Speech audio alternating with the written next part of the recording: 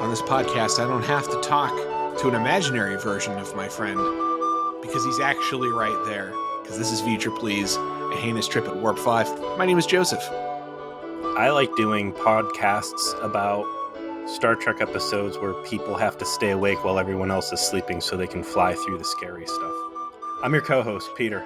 I mean, we did it once, so why not twice, right? We did do one once. That was Star Trek Voyager 1. What was that? Season 4? Season 5? I think that was a season 5 episode. No, season 4, episode 25. Still crazy how many fucking episodes these things pack into a season. Man, that was actually kind of striking just now. I pulled up the one Memory Alpha, seeing Jerry Ryan back in her 20s after I've just seen her in Picard. Some people can hold on to it, man. Some people got it, and they keep on having it. Yeah, Jerry Ryan in her 50s is still an impressive sight. But was this episode an impressive sight? Considering we've seen it once before? What was it called this time? This time it's... what would I say that was? That was season 4, episode 25. So this time around, it's going to be season 3, episode 16, Doctor's Order. Yeah, like no fucking lie. This is a remake of an existing episode. Same premise. Same general challenge. Same character defining flaw. Like, really, it's not just like similar in that the crew is asleep and one person has to drive the ship. It's like beat for beat a remake of 1 from Voyager. That said, it's not the worst episode of Enterprise by a long shot. But it's actually pretty well executed because John Billingsley really gets to do a lot. And actually, so does Jolene Blalock when you think about it. There's like a very interesting performance in this episode that makes you want to keep watching it.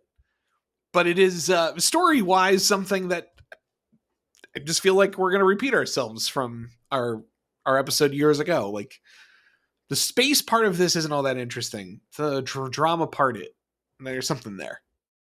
Here you've got Voyager with this radical concept of a Starfleet vessel with no Starfleet around it, right? Just on their own, nowhere to go but home, and no one to help them but themselves, and forced to make these risky decisions. And then you go to Enterprise, which is basically, especially at this point in the game, Starfleet vessel without the rest of Starfleet to back them up. And it's a do or die. But it's like such radically different concepts between Voyager, which is, the predecessor to Enterprise, and to go back to the same well on so many different scripts. Like, you told this story about Enterprise that is so different than anything. This is the first ship, right? This is the first time humans went deep space. Season 1 and season 2, which were really supposed to be rolling around in the frontier, right? The Wild West. And then you get into season 3 and you've decided you're going to change to this tightly controlled plot where you're telling a meta story. And then be like, all right, let's start reusing scripts. Like, yeah, there's a lot of episodes you got to cover for season 3, but who the fuck was this? This was Chris Black, Roxanne Dawson. I'm gonna see what Chris Black's written here. Black's pretty prolific, isn't he? Enterprise. I was like, who wrote 1? But who wrote Doctor's Order? Who wrote 1? That's. It's not that this idea doesn't work both in Voyager and Enterprise, because it does, particularly in this season. If you're going to do you have to cross the novel space hazard because you're under the gun to like save Earth, then doing then Phlox has to fly the ship solo through a space hazard. Okay, like, I'm on board for that. It's works in Voyager the same way. Like you said, isolated ship has to overcome novel circumstances with no assistance, so they find a way to do so. But you did it once. Just don't do it again. Like, if you want to do a story about how Phlox is isolated, and you want to do backstory in that circumstance about Denoblians and how social they are and how difficult it is for them to be alone, and how we actually see on screen the concept of hallucinations as a healthy psychological response, which is a reference to an earlier episode and something he's mentioned before, then great. Like, have him stuck in a cave in or something. Like, do something different that allows you to explore that concept. Not exactly the script you've already made once. We're gonna be doing some spoilers here, but I think this is the right time for it. Like in one, Seven had to cross a dangerous part of space, and granted, hers was like a full month, wasn't it? Yeah, it was. Versus this was supposed to be 4 days. Yes. But under both circumstances, there's hallucinations, and it's violent hallucinations. There's a little bit of gunfights. In this version of doing it, there's actually a real space dilemma. So there's a serious deviation of plans versus 7 and 9 having to go through one of the many times that she has to come to terms with not wanting to be part of the collective and growing as a person and blah, blah, blah. But if you're going to do the story again where, hey, everybody else has to be asleep and I am the only person who's functional, like, put a credible threat in there. Make it real space pirates, especially fucking Delphic Expanse, where it has been nothing but pirates and raiders left and right. And especially if this thing, the plot device here is going to be this interphasic goo that the creators of the spheres are placing there. Like, have one of those guys run around causing problems. Right. You Because just introduced them. You just made them a threat. So explore that more. let me see here. So one aired in 98. This guy, Doctor's Orders is 2004. 4. So 6 years difference, which I guess is a pretty healthy stretch between two duplicate episodes. Yeah, but like the same people are still making it. I just don't buy that they don't like remember. Oh yeah, I guess we made that already. Like exactly that. Like no one knew that. No one brought it up when someone brought up the script. Oh, the doctor has to pilot the ship alone. Have we done that before? Yes, we have. We've done that before. But was Oh he fuck. hallucinating? Yes, Yeah. actually, he was also hallucinating. But everyone had to be in a coma. Yeah, we did that. We also did that. So, what's the strengths of this episode? Same as one. You're taking some of your best cast members. You're taking all of the extra people that just get in the way and pretty much taking them off screen almost entirely. And you're focusing on interesting characters that have interesting personal story arcs to develop. And those characters are being portrayed by good actors that can carry scenes by themselves. Yeah, and John Billingsley was up to the task, right? And he's shown flashes of brilliance throughout the show, right? Mm-hmm. It's not a stunner that he stepped into this episode and was like, "Yes, I'm going to really be able to sell what you're giving me to do here." Now, unlike one, there is a strong fantasy element at play in Doctor's Orders, which is, of course, Porthos and the idea that you could be left alone with a beagle and it not have been blown out an airlock by the time that Jonathan Archer wakes up. Well, he starts in the teaser as just such a very good boy, right? Like the whole teaser is the idea that Porthos is not only smart enough to know exactly where his quarters are, but he's desperate to return because he knows his master is there, and he wants to hang out with his master while he is incapacitated, as we see. So Porthos is let in by a Phlox who gets exasperated and trying to chase him down. Eventually, lets him in, and he goes and licks Archer's face, and that gives you the sense, oh, something's going on. There's a little doohickey on his head. Phlox is seen to be worried about this, so all must be going to some kind of plan. So here is your intro into what's going on. Part of that intro too is a pretty neat pan through all the major sets pieces, showing that the ship is completely uninhabited or, dormant at this point. There's a lot It's of like interesting. tracking shots in this episode, actually, when I come to think of it, like through hallways. There's a Yeah. lot of like complex camera movement that Roxanne Well, Dawson had to pull off for the motion. when you consider that there's only one cast member, maybe two cast members in each of these scenes, you got to do something to keep it interesting. And Yeah. that's something that Robert Duncan McNeil would always focus on back before I gave up on Delta Flyers because of Garrett. True. Was that Berman was insistent that, these are motion pictures that they're making, that there needs to be action on the screen. And if it's just two people sitting and talking, then that camera needs to be doing something to create a dynamic energy. And you're not just getting these static shots of people sitting there having real life conversation where hands aren't flying everywhere and it's just two dudes chilling.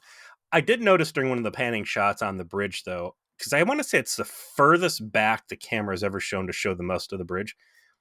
Did you notice in front of Mayweather's con, there's handles? Yes, I did. But they looked Like like who they the were part of the set. Like that was there on purpose. Yeah, they're part of the set, but I'm like, who the fuck would be up that far in the bridge that they would need to have oh shit bars up there? You never know when it's going to be a breach. You're gonna have to grab the oh shit bars or get sucked into the vacuum of space.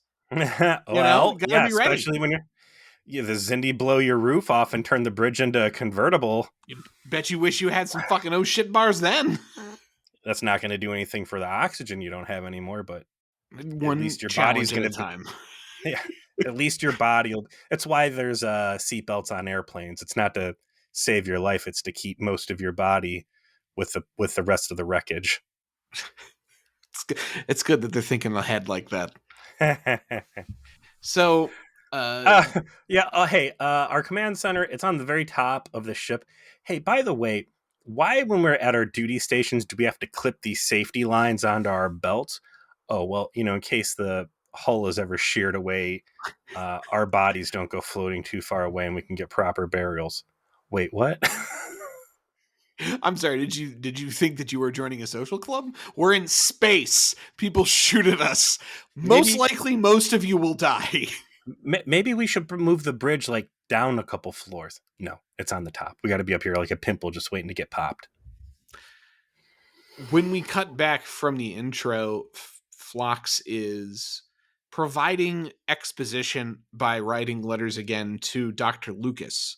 We have heard of Dr. Lucas before. Dr. Lucas was the subject of letters that Phlox was writing back, I think, in Dear Doctor. Dear Doctor, which one was that?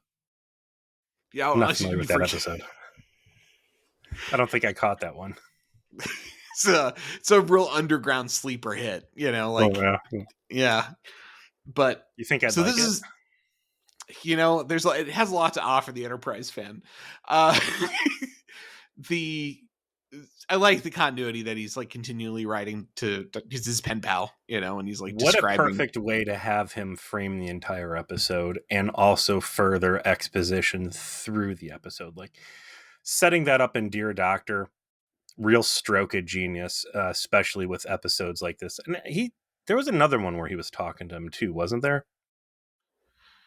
This is the third. And the Dr. Lucas story arc, I want to say this is entry 3. I think he will only, because the other time he wrote a letter, he wrote it to his son, not to Dr. Lucas. I think he only ever wrote him in Dear Doctor before. He does show up in the show eventually, like as a character, but that doesn't happen until season 4. So, is it Jeremy Lucas? Yes. Oh my god! Did you see who played him? Yeah, it's Jump to Conclusions guy. Excellent. Yes. Maybe he'll be able to redeem himself from fucking Fairhaven. Oh, he's much better here, but I guess there's not a high bar. How could he not be?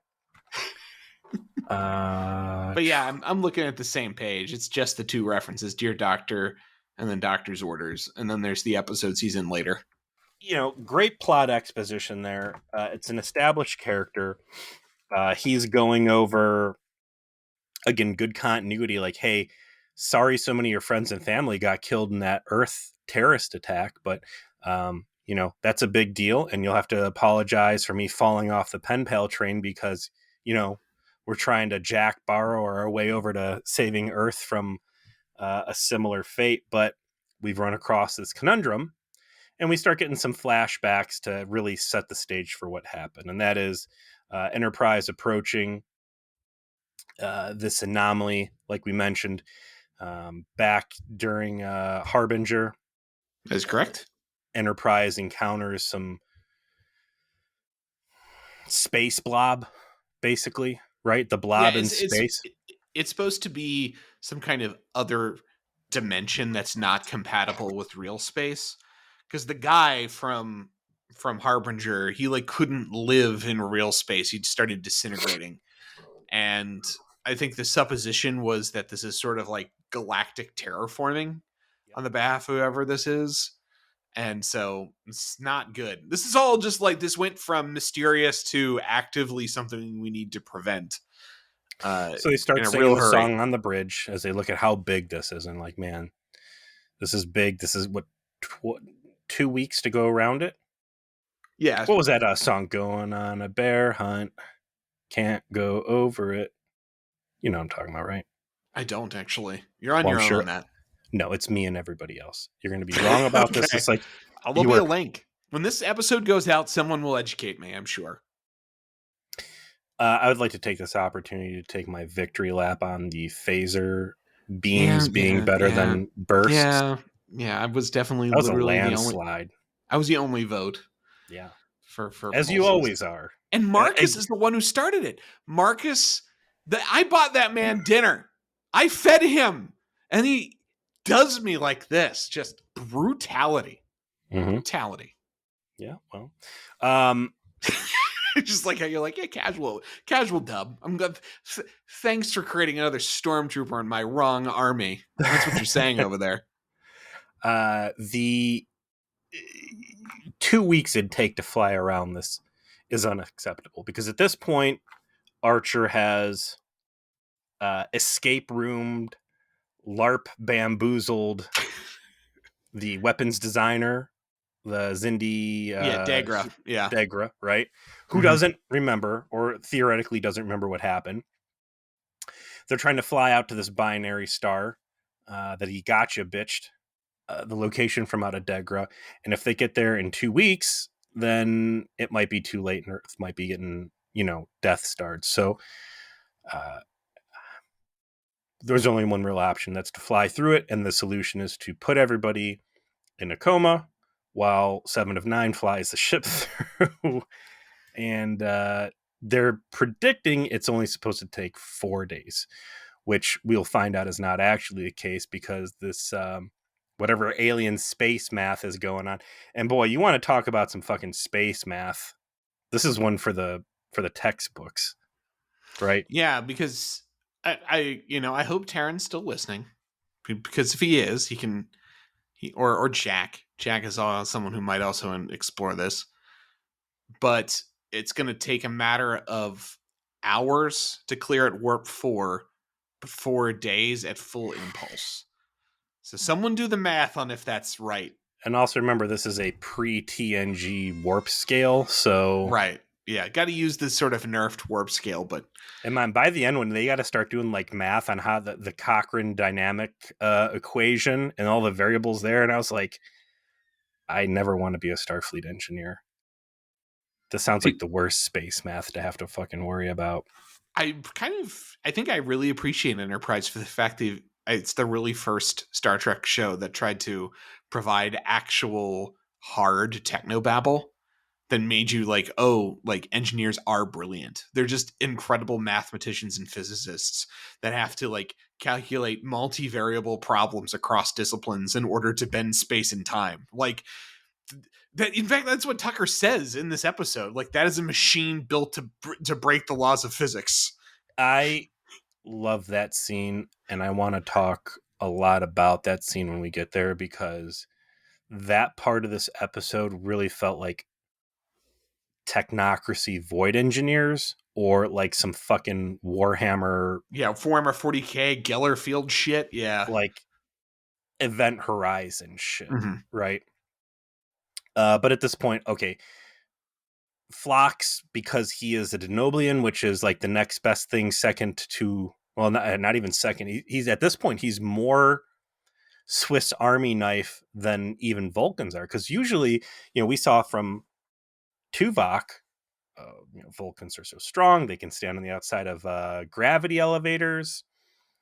They're telepaths, they live through all this stuff. It's been Phlox assuming the role of the holographic invincible doctor and sometimes the invincible Vulcan. Like it's him fighting off the telepathic alien space ghosts. He's resisted assimilation successfully.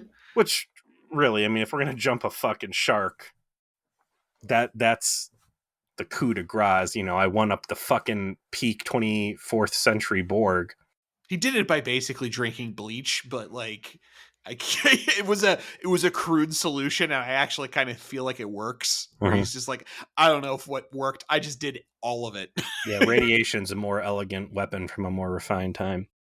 I want to talk about the stasis he puts everybody in, right? Puts a little dot on their head. In Voyager, it was ridiculous because there was just deck after deck of these stasis pods, which... Yeah, like, where'd the fuck these come from? When'd you build them? Replicators, right? Which... Right. That's industrial replicators somewhere in the engineering area. Take all the conversations we had about transporter rations and what a precious commodity... I'm sorry, not transporter, replicator rations were, and throw that out the window as you made... What was there, 400 people on Voyager? 600? No, 160, yeah, 160, 180. Pretty low. That's still a lot of fucking beds to make, right? But they're under for a month, so it makes sense. And also, that's, you've got plenty of time to prepare for it. Thinking that he could even come up with like 80 fucking neural inhibitor dots is its own thing. But so here's the budget-friendly way they do this shit. You want to talk about a bottle episode?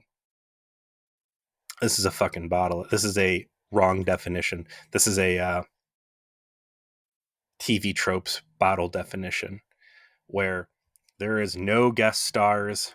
There is no new set pieces. This is a very budget-friendly episode.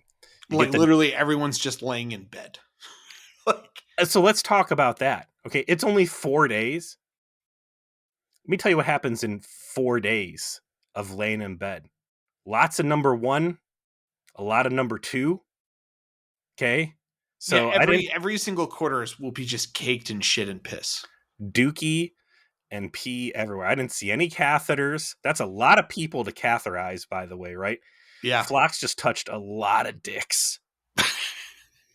I didn't see any bedpans, so I don't know if everybody just, took some candle wax and closed off the fucking... sealed off the jars, right? There's some secret Starfleet tech where they just like hit you with the hypo spray, and it's like no pee and poop for 4 days. Yeah, everybody got salted down. You're all gonna be saltier than a fucking Slim Jim. Bed sores, right? That's a real issue in nursing. Is if people lay in the same position too long, they get these nasty sores. Everybody just in their fucking uniforms. They did a nice job of Scott Bakula because you see him essentially, Archer before they go to sleep, and then Archer on the last day, he's got a little stubble that came in. But yeah, everybody's just laying in their beds. From the Makos to the command crew to everyone else, it's just Phlox and Porthos. And, oh, hey, guess who else is here? Oh, one thing I guess we should mention. Those toe claws. Yeah, like, I don't know why we had to see that. I'm going to be honest with you. Oh, that's what you want to talk about? That's the one Noblian trait I didn't need to witness. Like, when did Roxanne Dawson start directing? Because it wasn't Phlox's or Neelix's dancing feet, right? Let's take a look at her directing credits. She only had 2 in Voyager: Riddles and Workforce. God, Workforce is a good one, man. Well, yeah, it was Workforce Part 2. Fucking Space Mark. She's the one that jabronied Space Mark right there. Pour one out for Space Mark, man. That might be my favorite Voyager guest character was Space Mark. He was awesome. And he did not deserve to be left behind. It was just so fucking forced. I will say he was my favorite Voyager guest that was a good guy. There were some really there's good some bad great guys. We had Space Boddicker. Come on. Yeah. Can't beat bitches leave. That's Timeline leave.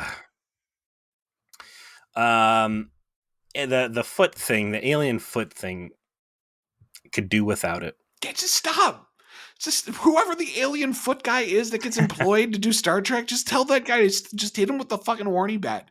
Like, stop it, you fucking weirdo. We see you when we don't like you. Directed by Quentin Tarantino. But he's going around doing his thing, and as he does, he starts to hear noises outside. He's watching movies by himself. He's walking the dog. He's going through the old Paramount back catalog of movies that they can show for free. He goes into sickbay naked. like you do going to the bathroom like at night, and just decides like, no one around. Everywhere. I like his naked guy makeup. The gills going down his spine. Yeah. I like also that John Billingsley is the one middle-aged, normal-looking dude on the show with a bit of gut. And I felt what I'm sure many female viewers of Star Trek do, and it's looking at the person on the screen and comparing my boobs to theirs. Yeah, I'd be like, where are we at? I don't know. Who's bigger, John Billingsley or me? Let me get a handful here and see. Also wondering if you had to shave down everything to get the prosthetics on. The Memory Alpha says that the writers decided to do this because John Billingsley at a cast party theorized that, Denoblians have 3 wives because Denoblians have 3 dicks. So why not write a scene where Phlox's pants come down and someone sees all 3 of his giant dicks and then faints. Just that's as a joke. Some real Robert Picardo doctor talk. Yes. And so they wrote an actual scene of all right, John, you're going to have all your clothes off. I wonder if John Billingsley is going to direct his own episode of Enterprise where he gets to kiss a bunch of Polynesian resort girls. Picardo, I'm looking at you. It's still amazing that actually happened, right? Yeah. No one stopped him. No one said, Robert, this inappropriate, dude. This is an HR call waiting to happen. Mm-hmm. It's I guess if you're saying up front, no, that's the joke. I'm making a meta joke that because I'm the director of this episode, for some reason I'm making out with Polynesian girls, and that's how he convinced everybody, right? He got them to buy into the fact that you're supposed to laugh at the fact that he's doing this with the power he's been granted. Other than that, it's just old creepy man shit. What if it was Scott Bakula? It was the Shadows of Pajem. Mm-hmm. Is that the one where he gets duct taped to Paul and then her boobs fall on his face? Yeah. No. Yes. Because that's the one where Shran shows up. Yeah, where Shran shows up because it's the terrorist planet. Yeah. Or the planet sponsored by they fall over and then the boobs are in his face. Yeah, and they do this sophomore boob comedy. Yeah. So, I mean, that'd be a great one for Scott Bakula to have directed. That'd be right up there in the Picardo Hall of Fame. That'll be the new, hey, I'm directing and I'm getting, there's benefits to my directorial style here. If I recall, to give Scott Bakula actually some good guy credit, I think he always, I remember from the Memory Alpha of that, he didn't like having to do that. And he was always very critical of how they were treating Julian Blaylock of stop selling the show on this poor woman's tits. Come on. Because Scott Bakula doesn't have his head up his own fucking ass. Nobody should be in that situation and be like, man, this is going to age great. I'm going to look stellar. Yeah, no, and it makes sense that it's him. He did a network television show. He's a name. He's not a nobody. So he feels a little more confident. Be like, guys, what the fuck? How many years in TV and not a single Me Too? Scott Bakula must be a fucking alien or a Yeah, robot of some sort. or just normal, right? Like Yeah, one of those guys who just has like a spouse that's not in the industry and he just goes to work and comes home like there's consequences for fucking around. Anybody who has ever had to go down in their basement when everybody else is asleep, at 2 o'clock and the lights are out. Yeah. when I close up at work, I got to walk through this warehouse and it'll be 5 o'clock, broad daylight, and I can see sunlight coming through like dock doors and stuff. As soon as I turn those lights off and the wind blows, as far as I'm concerned, there are at least 6 chupacabras hiding around corners waiting to fucking pounce on me. Being anywhere that is a big place that's usually bustling with activity and being there alone is creepy. So I think they did a really nice job instilling, again, there's like this kind of event horizon subtext to this, that you are in a very hostile part of space.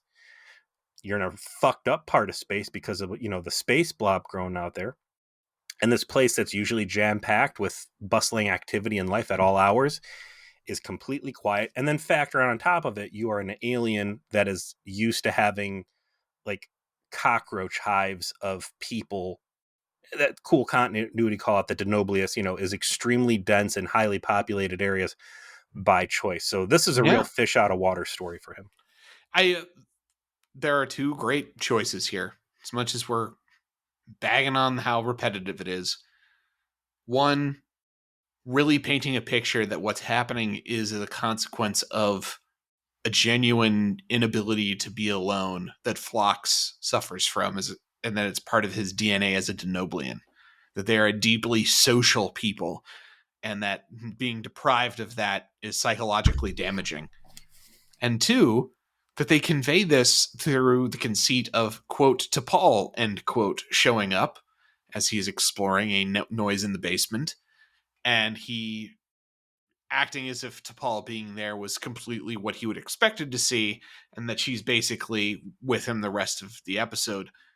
And the way that Jolene Playlock plays her is quite specifically T'Pol as if it was an expression of Phlox's understanding of T'Pol through his own subconscious. Like it kind of acts like T'Pol, but also just kind of acts like him because it's an imperfect expression of his need to communicate his thoughts to someone else. You get what I'm saying? Yes. When you watch this the first time, did you just immediately assume, all right, well, this is not the real T'Pol? Yes, because they made it clear he was the only one running the ship, so her being up was weird. Now I assumed the first time watching it, like, is someone fucking with him? Right.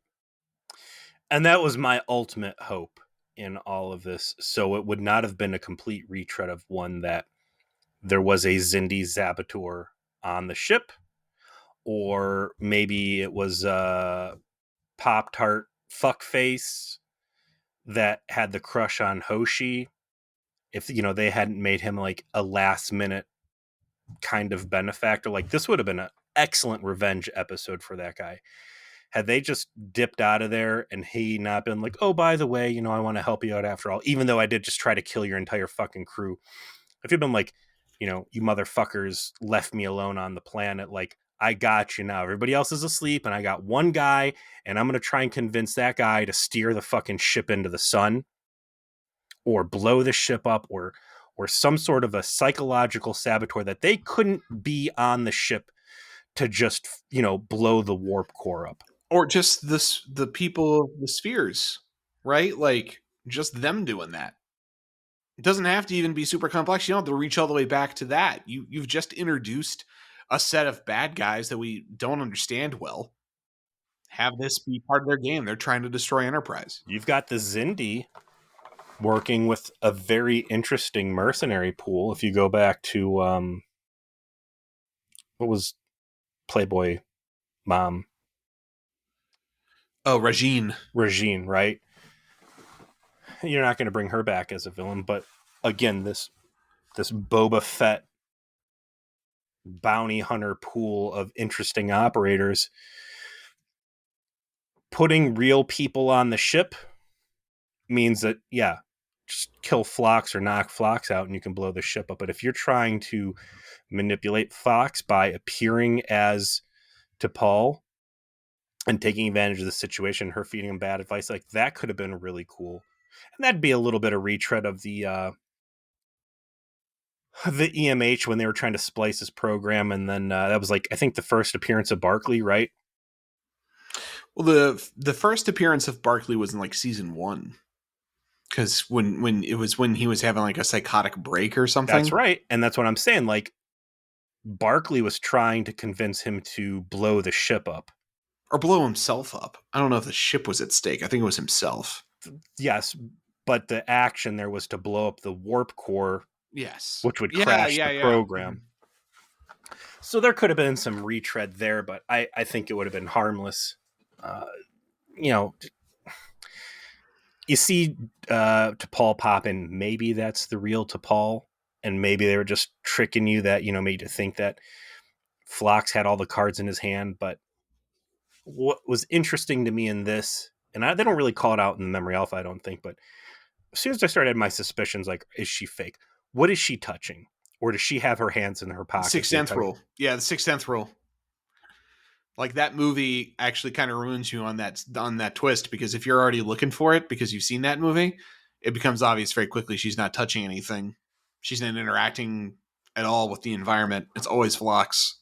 She It's like, touches Phlox a few times, but by the end when it's like, we need to enter coordinates, or, where's this and that? And she's like, I don't know. I don't actually know space math. I know I'm like super smart, but I don't know where the light switch is. You're gonna have to do everything. And I was like, all right, well, it's clear what's going on here.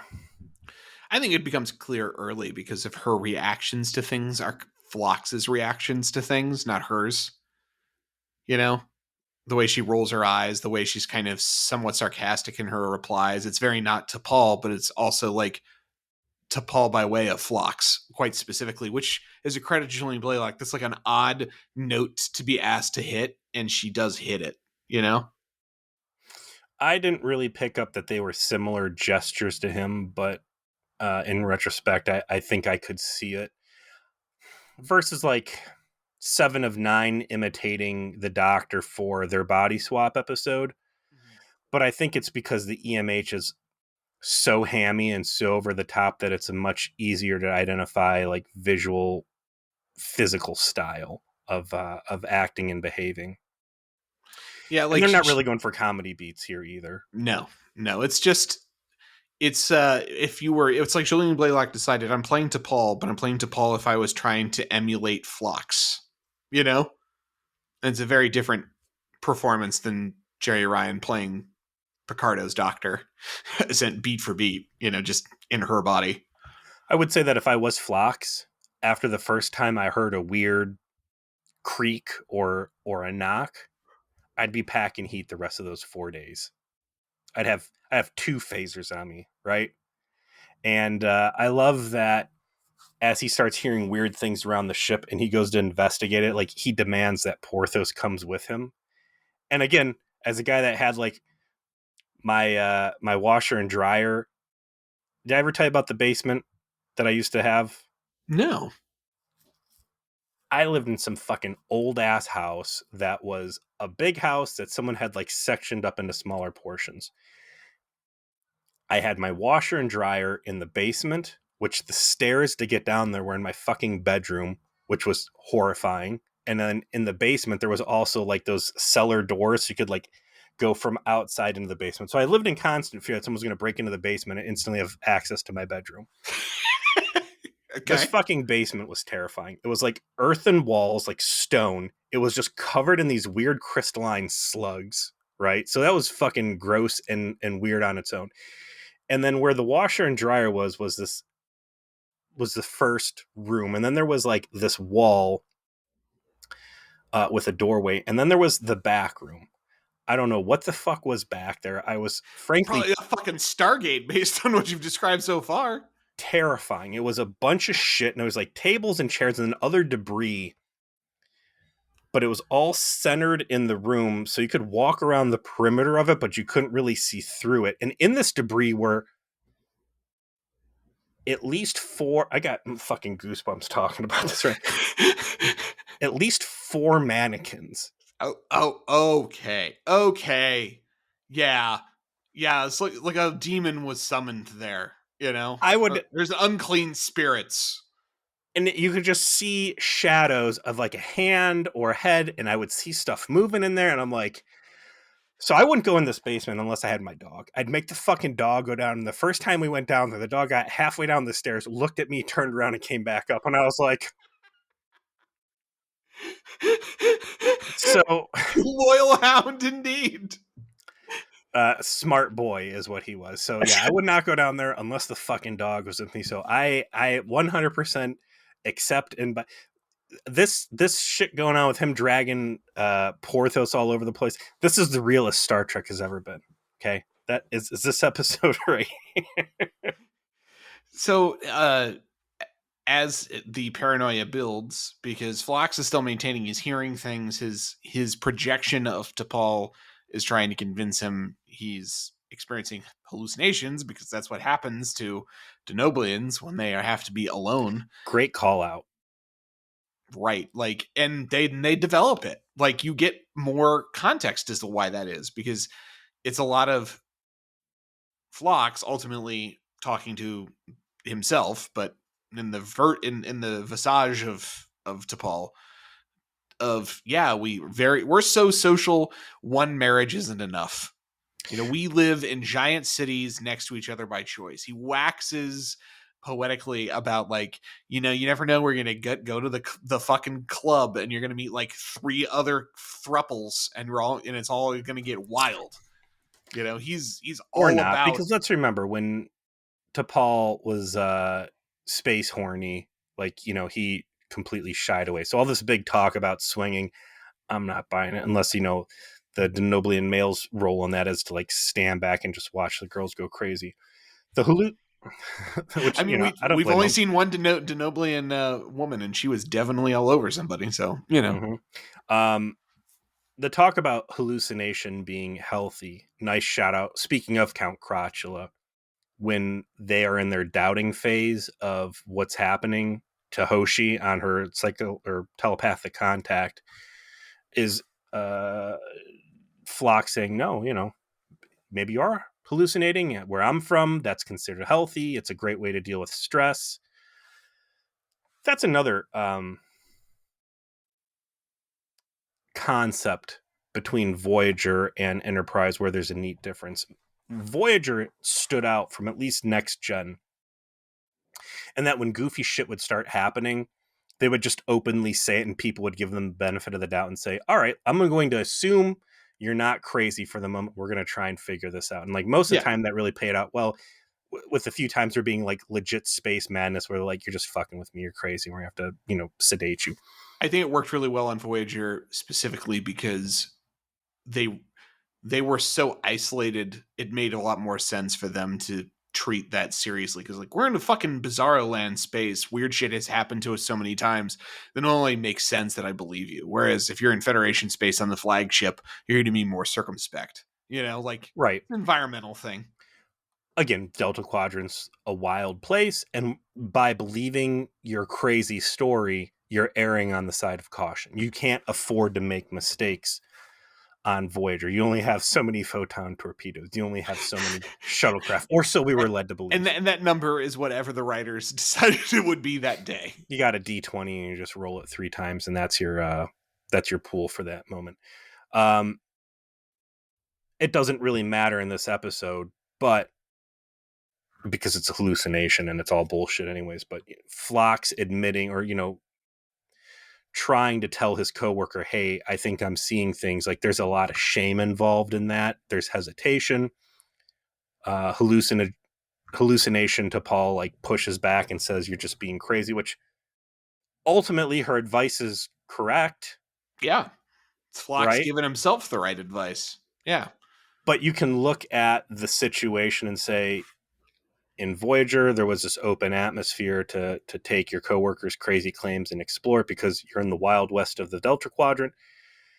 Here, it's kind of the same, but you can kind of excuse it. It's the Wild West of space. You haven't encountered anything yet, so anything is possible.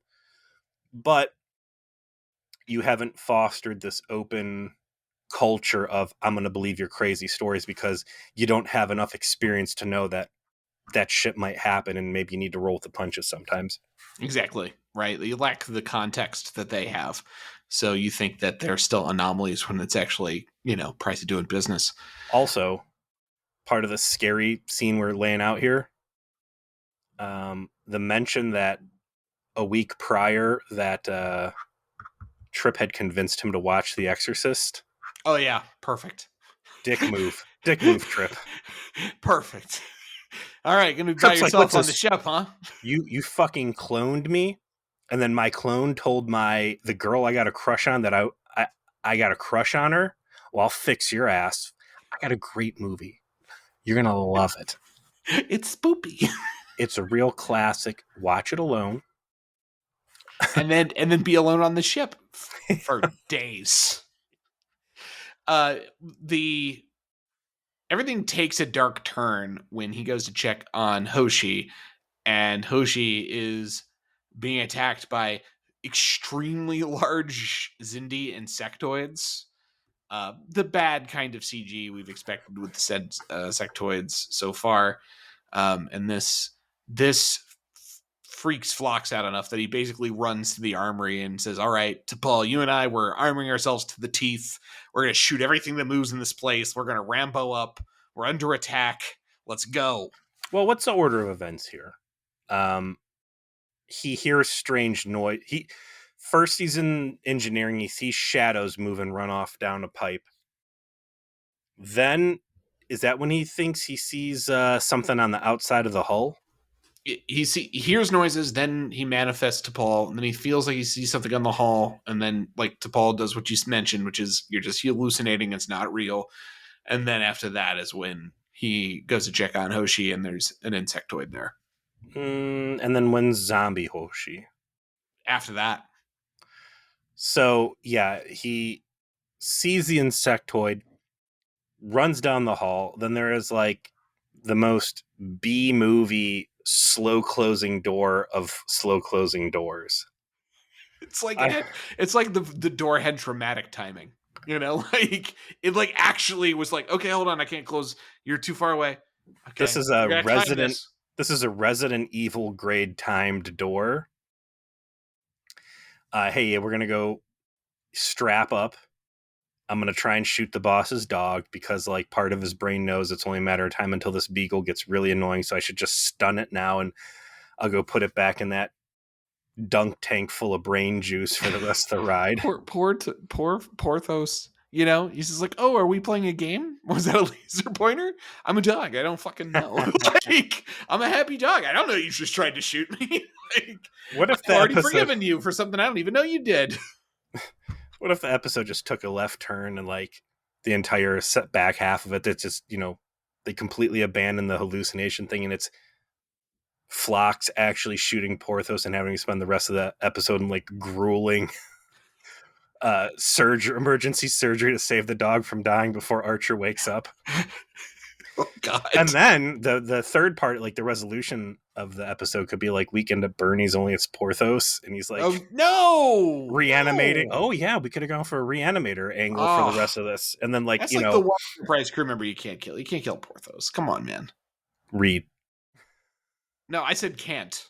I'm saying, yeah, that's okay. So that's how you do the rest of this. Is he kills Reed, he reanimates Reed, and then Reed has to be like gang beat by the crew and dismembered and throw out an airlock, and then everybody lives happily ever on. So after he almost shoots Porthos is when he does get the horror Hoshi. Like Hoshi was in the ring, like goes to check on her. Her shower's on. He's like, holy shit, you can't be awake. You're gonna be dead in minutes. We gotta get you back under. It's me. It's Phlox. I hope you didn't fall out of the ceiling and your shirt pop off. Knock knock. God, that feels like a galaxy ago, but that was like the season 2 premiere, wasn't it? Fuck. Yeah. God, that really might go down as the most gratuitous use of nudity in this show. like hands down, right? Like as bad as the show can be in blatantly getting boobs out there, like that one just seemed the most absurd. It's because that's what T'Pol is there for. Like it or not, T'Pol is there for boobies, and Hoshi was supposed to be there for science representation or something, and then contorting her into I fell out of the ceiling and my shirt flew off was very jarring. I'd be curious to know what her thoughts were on that scene, 20 some years later. Well, this scene, when we see Hoshi, she is in some excellent horror makeup. They got some guy to come in and layer on some crusty, sort of broken skin barnacles, whited out her eyes. It's fucking good shit. She looks terrifying. He comes in, he's like, hey, what you can't be awake. And then she peeks around the corner and she's like, actually, I have the phage now. I'm a Oh Vidian. yeah, this does look like the phage. And while I'm like demonically possessed, it'd be real cool if I could bicycle kick you in the dick again. And Phlox is like, nope, not doing that shit again. And he, manages to escape before she can fucking Liu Kang his wiener. Or just like jump out of the television at him. I'm not sure exactly which. Yeah, this is I would have liked to see that makeup on everybody when they became the dinosaur people. Like that's the kind of like rapid physical visage like change of body that I believe. Not someone turning into a fucking dinosaur, but someone's face rotting off and something else growing underneath it. I can buy that. It's almost a shame that it's so underused because it's just in this quick shot, right? Like this is something that There's could a have lot of spent jump scares in this episode.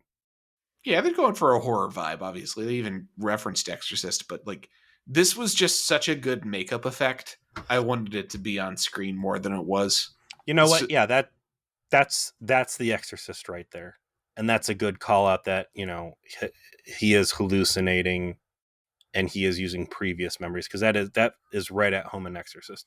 So yeah. let me recap who gets to be in this episode. Archer has a fair amount of dialogue where he's like, I trust you, we're good to go. Trip gets a little bit of talk time. T'Pol's in it heavily. Hoshi gets to be in here as a fucking zombie. Mm-hmm. You could have put anybody in there. Mayweather gets to be in there with zero spoken lines because while he's talking, Phlox is Phlox is actually talking. Yes. so Mayweather's actor doesn't get any like fucking voice line credits. And I don't think Reed really gets any talking either. Like this is a real He gets fuck. like he's in the briefing room where he's like, "Well, it's still faster than going around it." I think that's it. I think that's literally all he says. Pay rent on that one or two lines of dialogue. I think their checks cash the same no matter what. So they got contracts. Again, things I'd love to know, like how salty is this fucking crew? Like I thought I was going to be in this major TV program, and I've just been basically pushed behind like guest Israeli actresses at this point. You know, It's true. Major Hayes has gotten more screen time this season than Hoshi. But if a paycheck's a paycheck, who cares? But there's got to be some sort of ego involved in this as well. So after the horrifying vision of Hoshi, he also encounters Archer, and he comes to the firm conclusion, oh, I'm hallucinating, and this might actually be the area of space that we're in actually affecting me somewhat, right? Like I'm resistant to it, but I don't have perfect defense. So the longer we stay in here, the more my hallucinations are going to get worse. And so we need to problem solve and right now. And that's the second time since the Borg encounter that he has still underestimated a space dilemma and basically fallen victim to something he thought that he was going to be safe from. A little bit He's of talking to, hubris. That's part of yeah, his character, you know? absolutely. He goes, all right, well, I got to thug it out the last 4 hours and then I can start waking everybody else up. I can go into suspended animation, heal myself up. It'll be fine. He and DePaul get up to the bridge. Surprise, surprise. They should have been out of the space blob 20 minutes ago, and things have changed. Space math is real fucky here. And by their calculations at full impulse, it's going to be 10 more weeks before they're clear this. So space blob is growing at a wild rate, whatever this terraforming effort is, and I'm guessing they're going to follow up on this heavily next episode, because this seems like a pretty big fucking deal now, right? The nature of whatever is going on with the spheres and terraforming space-time definitely plays into the rest of the season, because that's a wild deviation from what their initial calculations were. And the only way for them to realistically get through this is going to be to activate the warp drive, which Trip had said earlier, under no circumstances should they do it. They don't know what effect it'll have on the ship. And of course, most importantly, Phlox has no idea how warp engines work, which is when we get to, I think, the scene and the dialogue you're most excited about. Because they're in the warp drive, they're in the engine room. He's looking at the warp core, and he is explaining, like, I am not qualified to try and do this. And like, to Paul, through his subconscious, is trying to tell him, like, you've got advanced degrees, you have advanced scientific knowledge and understanding, you're one of the smartest people alive, you can do this. And he's like, I still know nothing about physics and warp theory. I'm gonna be fucking winging it the best I can figure it out. This isn't great. And that fear, that anxiety, how does it express itself? Well, it expresses himself in a version of Trip showing up and expressing those doubts to him, right? Now, there's a cool twist to all of this, and that was a scene earlier where Trip pulls him to the side and says, listen, under normal circumstances, I wouldn't even let you in this room unless you had 4 years of Starfleet Academy under your belt. Right. This is a scary part of the ship. If shit gets bad, like bad, I want you to wake me up. I know it'll kill me, but if it's between me or the ship, ergo the mission to save Earth, my life is less important, and I'm giving you a real easy decision here. I'm telling you, wake me up. I will suffer the consequences, and I will save the day. And you're not alone, really, right? This is under the table. And mind you, this is a function that Trip serves that's so important, and a speciality that's so difficult to hone, that when he was critically injured, and Archer's only way out of solving it was to create a short-lived clone and harvest its brain, he said, bet. Like, that's how hard it is to do this. And Trip is saying, like, if it gets dicey, just wake me up and I will throw myself on the pyre to solve the problem. It's not on you. Because again, 10 weeks at full impulse, and that's even thinking that they could clear it in 10 weeks. It's not going to go any further. Like, all of those bed sheets are going to be completely ruined by the time they clear 10 weeks. Also, I want to point out too, I didn't even see fucking like IV drips in people. So like, dudes are just out there. How long can you go without drinking before there's like serious problems, right? Everyone wakes up dehydrated. This stasis thing is so fucking bad and cheap. Here's a dot on your head. We're going to pretend that nobody in the audience knows about pee, poop, or water. You woke up from a long nap and you're all stiff. Ooh, Here. no. When you wake up, Phlox will be there to greet you with some Gatorade. It'll be fine. He starts trying to read up on this, and it is miserable, right? T'Pol's like, I'm sure there's a guide somewhere. We don't put passwords on anything. Nothing's restricted access. Any alien enemy captain can just stroll in and read the fucking captain's log in our mission Delete stuff. all our entire database of info we've established. Yeah. So just go. I'm sure somewhere in the database there's warp cores for dummies. They start trying to get the ship prepped to go to warp, and that's where they start laying out these calculations. And like you said, for as far as technobabble, like this seems like pretty hard like real math Mm-hmm. conditions and variables. Like you got to do this condition unless you're within 2 light years of this type 3 gravimetric field and this and that. And you're like, by the time it's Picard on the Galaxy class, or hell, maybe even Scotty on the OG, and I'm sorry, the 1701, maybe the computer is just doing all this. But at this point, you've got these void engineers who are conning physics into creating a warp field that will move this vessel through time and space faster than light. And if any of these calculations are wrong, it will unleash hell Yeah, and everybody it's will die.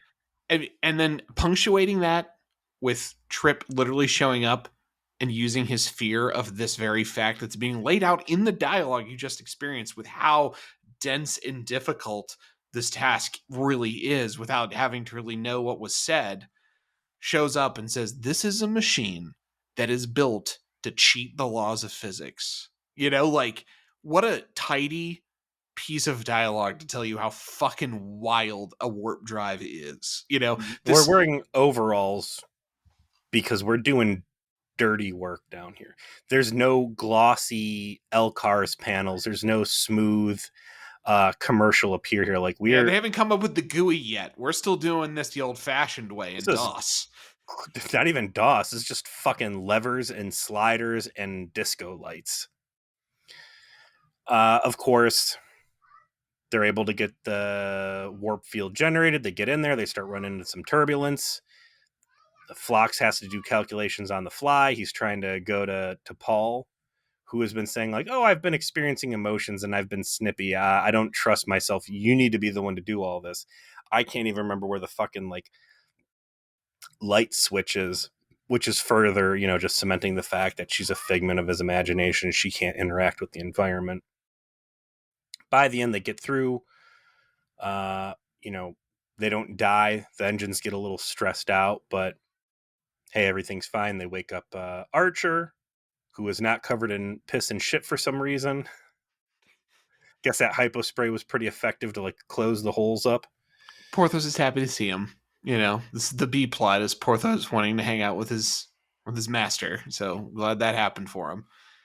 And there was a really nice scene where right before they actually puts him under that I do want to credit, which is Phlox getting exasperated by every single member of the crew not wanting to abandon their post and him having to explain that it's going to be fine and he can run the place because Archer sounds like he's about to give the same speech and he goes, "Actually, all I wanted to say was there's very few people I would trust in this situation and you're one of them and I know you've got it.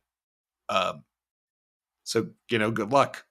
You You're a can put doctor. You save the ship on a regular Yeah. basis. You're like, of Actually, course you got this. That's fine." what I wanted to ask you, doctor, is can you take care of my dog? Like, I know we often go, just please make sure that any poops he makes in the hallways get cleaned up, so the place isn't a real shithole when we wake up. I just like that the way he's like, "No, actually, I have total confidence in you," and Phlox took that as a real genuine compliment. Like that's a good character moment. So,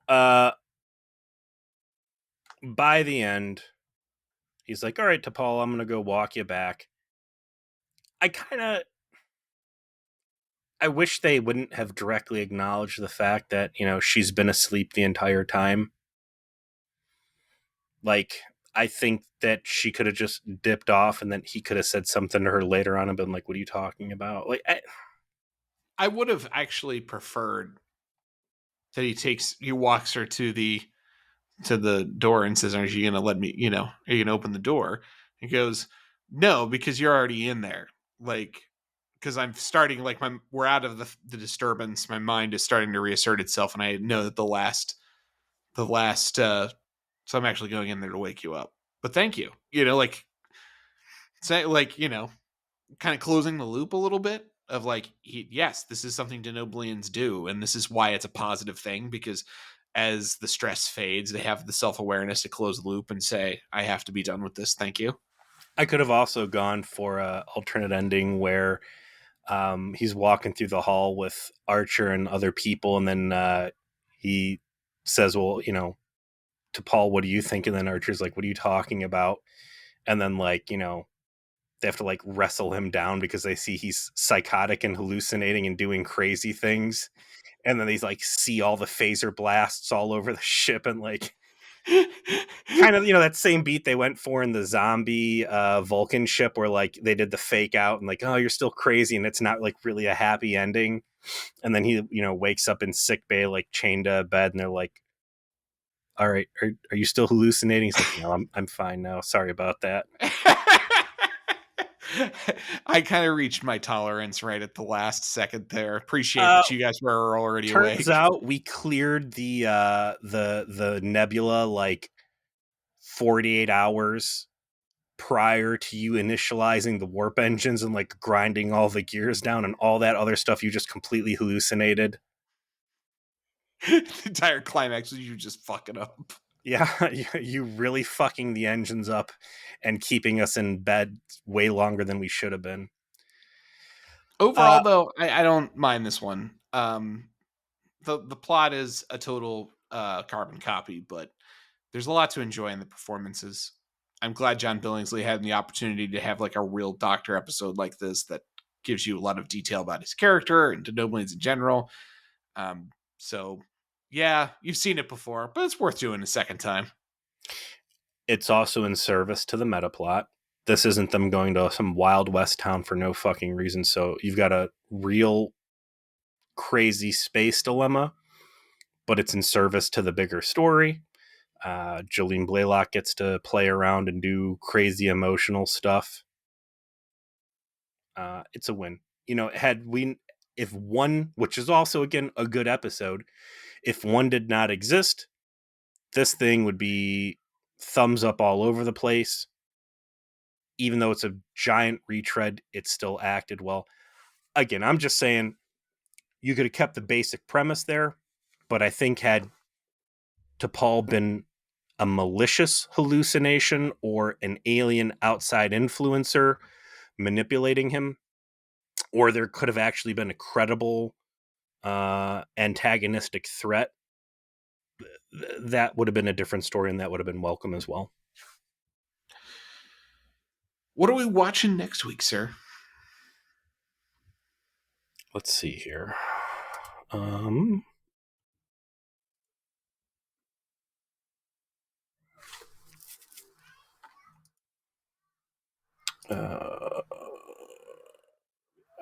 Doctor's order. All right. Next, we're going to season 4, episode 26. Hope and Fear, finally decoding the message from Starfleet they received months earlier.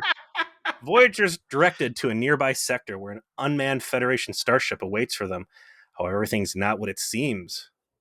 Boy, that Ray was a banger, Wise, actually. That was so fucking good. Hope and Fear, aka Janeway's a fucking bitch, and the Delta Quadrant is completely justified in Monty Masted. We're going into season 3, episode 17, Hatchery. Enterprise finds a derelict Zindian sectoid starship carrying a cache of unhatched eggs, and Archer takes an increasingly obsessive interest in preserving them. This sounds like this is going to be an episode where we're going to have Trip all up in Archer's business as to why he is risking the crew of the Enterprise and Earth to save a bunch of nasty bug babies. This is going to be a Starship Troopers episode. Yeah, you were close. Except we live in a worse timeline. It's a Reed. This is a Reed episode. But the premise is cool. I'll grant it. It's actually a very interesting Star Trek episode. So, this is that. It sounds like that classic, like, I need to sacrifice myself to save my enemy, and that's like, how Starfleet operates or whatever. This will be cool if Archer's obsession is somehow he's under like a chemical influence, or there's something like manipulating him into doing what he's doing instead of it just being Boy Scout Archer. I'm really going to look forward to what you have to say about this now. Yep. And while we always remember that Arcturus was right here on Voyager, please, we'll actually keep watching Enterprise next week. See you then.